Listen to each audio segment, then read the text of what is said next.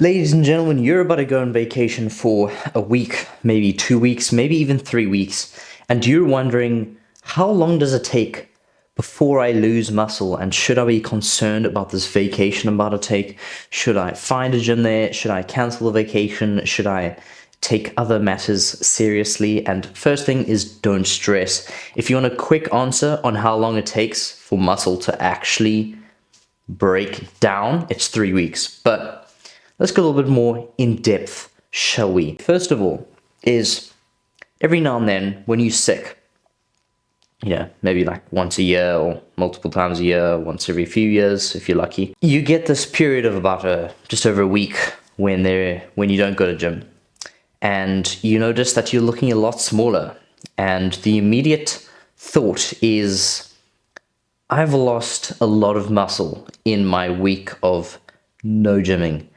And this is complete misconception, because we are misunderstanding the amount of muscle for how full the muscle is. And what I mean by how full the muscle is there are things like glycogen stores, water retention, all that kind of stuff that really hydrates your muscles and makes them full.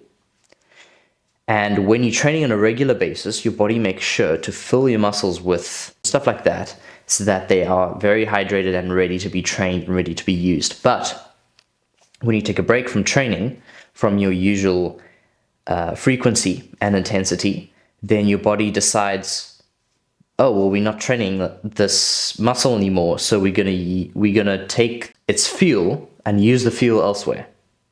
So now, with the exact same amount of muscle, it's just not fueled. So all that muscle is still there, but it's just not fueled. So it looks a lot smaller, but actually it's just not as compact and less full. So there's still the amount of muscle there, so you haven't lost any muscle.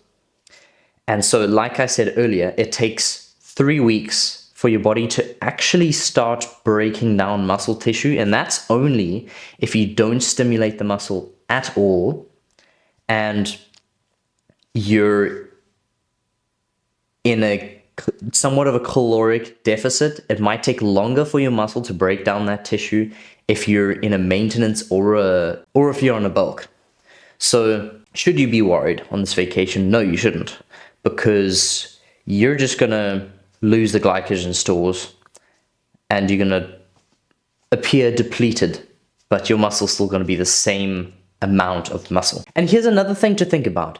Long term, if you stop working out for, say, a good couple months, right? So you do actually lose a lot of muscle there. Like, let's say a year, you lose a lot of muscle, but here's how your body builds muscle.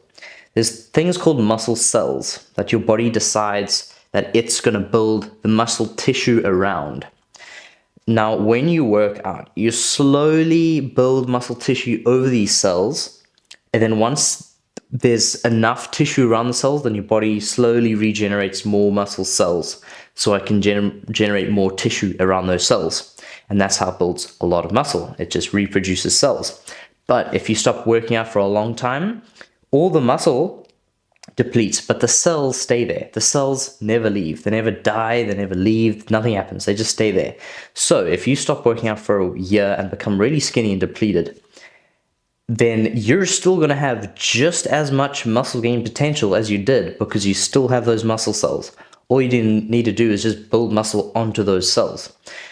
Unlike someone who's just started working out, they still need to build the cells and then build the muscle on top of the cells.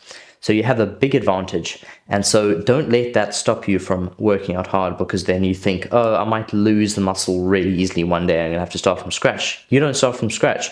You start from 2 steps ahead. So to wrap it up, don't be concerned on a few weeks of vacation. That's just glycogen stores. If it's more than 3 weeks, yes, you can start losing muscle, but you can build it back quickly, because you're not going to lose your muscle cells. And in 3, 2, 1, YouTube's going to recommend a video right over here. And YouTube thinks you're really going to enjoy this one. And I think so too, because YouTube knows you very well, because you're in its algorithm. So just go ahead and watch this. You'll enjoy it. Bye-bye.